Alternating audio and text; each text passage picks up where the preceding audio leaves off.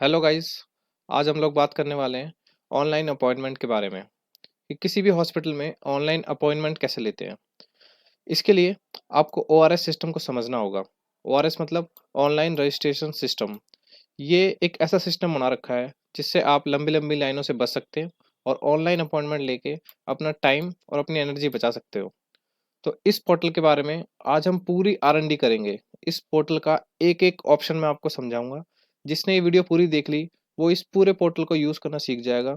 जैसे इसमें appointment, tele consultancy, blood availability, lab report, payment, E OPD card, इसमें सब कुछ है। इसमें ऑल ओवर इंडिया 850 से ज़्यादा हॉस्पिटल रजिस्टर्ड है।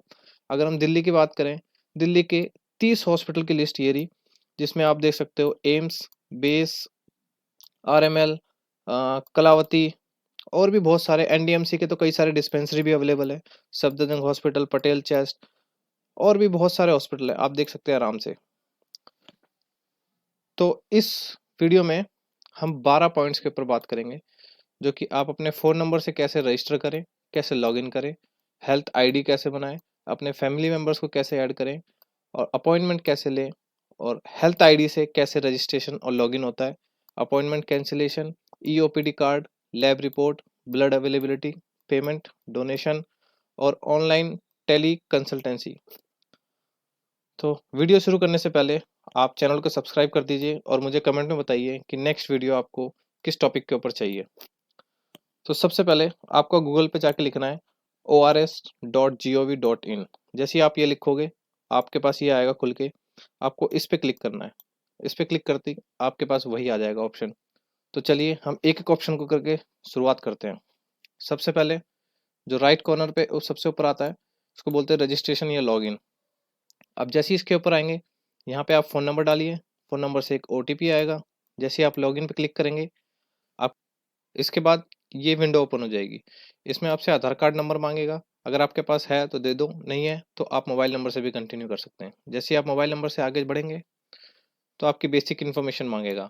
आपका नाम, middle name, address, email ID, phone number और मेन आपका यूज़र नेम और आपका पासवर्ड, ये सबसे मेन है। आप इसको नोट करके रख लेना। अब जैसे ही इसको बेसिक इन्फॉर्मेशन डाल के सबमिट करोगे, आपकी हेल्थ आईडी बन जाएगी। ये बन गई है आपकी हेल्थ आईडी।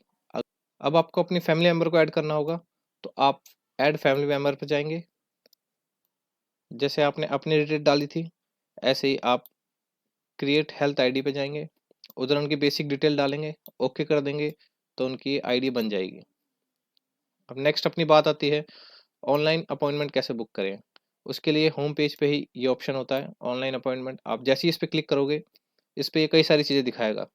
खुद ही बताएगा कि पहले आपको हॉस्पिटल और स्टेट स्टेट सेलेक्ट करना है।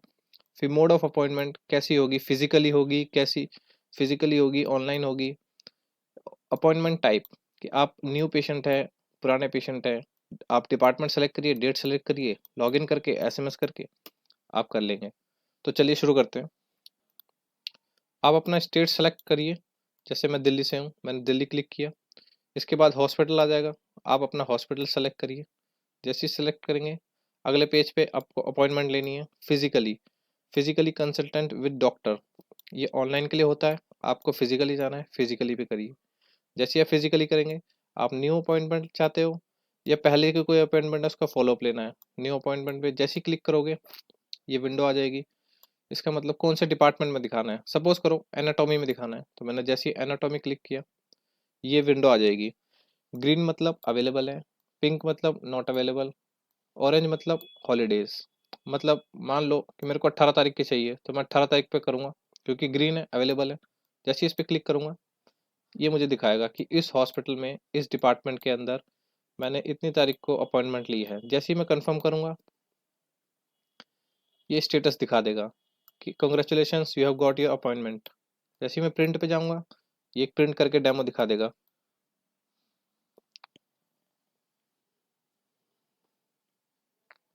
अब नेक्स्ट, आप अपने हेल्थ आईडी से कैसे लॉगिन करेंगे। आपकी वो यूनिक आईडी बनी थी, आपने वो डाला, प्रोसीड किया। उसके बाद आपका एक ओटीपी आएगा, ओटीपी डाला, प्रोसीड किया। आपको अगर कोई अपना देखना है तो अपना देखिए, फैमिली मेम्बर का देखना है तो फैमिली मेम्बर का देखिए। कोई भी स्टेटस आप चेक कर सकते हैं। स्टेटस चेक कर सकते हैं, देखा यहाँ पे दिखा रहा है, प्रिंट कर सकते हैं कोई भी चीज़, ये ऐसा आता है।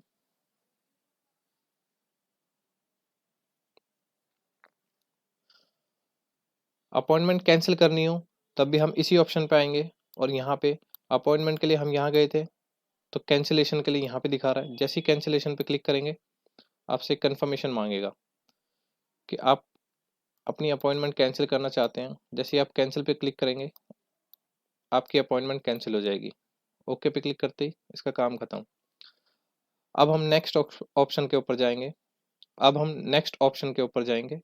ई ओपीडी कार्ड। ई ओपीडी कार्ड के लिए आप अपॉइंटमेंट में जैसे क्लिक करोगे दो ऑप्शन आएंगे, ई ओपीडी कार्ड। ई ओपीडी कार्ड पे प्रोसीड पे क्लिक करोगे, आपका ये ओपीडी कार्ड बन के आ जाएगा। बिल्कुल सिंपल है।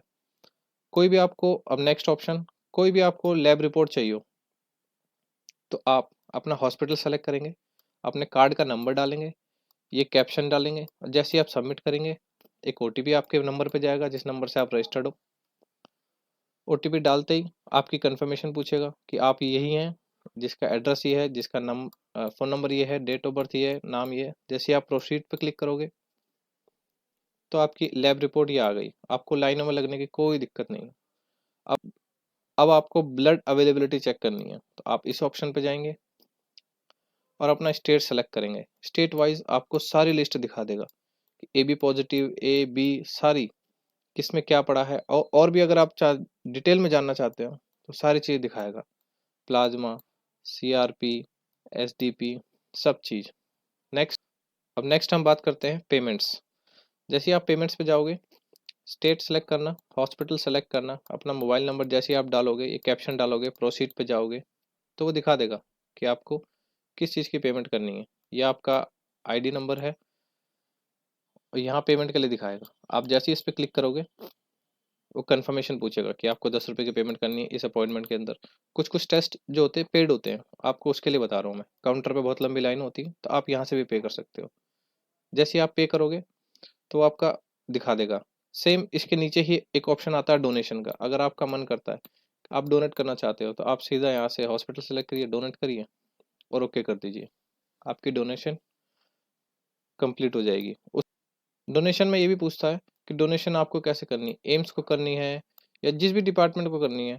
डोनेशन की कोई रिसिप्ट निकालनी है आप यहाँ से निकाल सकते हैं। डोनेशन फॉर साइंटिफिक रिसर्च, आप चाहते हैं कि रिसर्च के लिए कोई पैसा देना चाहते हो तो आप दे सकते हो, कोई दिक्कत नहीं। अब हम नेक्स्ट बात करते हैं टेली कंसल्टेंसी के बारे में।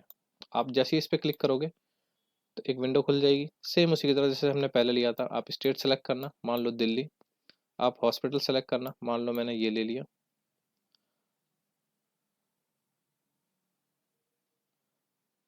पहले यहाँ पे फिजिकल कंसल्टेंसी आ रहा था, अब टेलीफोन कंसल्टेंसी आ रहा है। जैसे आप इस पर क्लिक करोगे, आप न्यू हो या पहले का फॉलोअप लेना है, हम न्यू है तो हम न्यू पे क्लिक करेंगे। डिपार्टमेंट सेलेक्ट करती है, मान लो एनाटोमी में दिखाना है दोबारा से, वही ग्रीन मतलब अवेलेबल, पिंक मतलब नॉट अवेलेबल, हॉलीडे मतलब ऑरेंज। तो मान लो मुझे 18 तारीख की करनी है। कंफर्मेशन के लिए कंफर्म पूछेगा, हम जैसे ही कंफर्म पे क्लिक करेंगे फिर प्रिंट के लिए दिखा देगा, हम जैसे ही प्रिंट करेंगे हमारा कार्ड आ जाएगा। सिंपल। हमने ओआरएस वेबसाइट की सारी ऑप्शंस को हमने देख लिया है।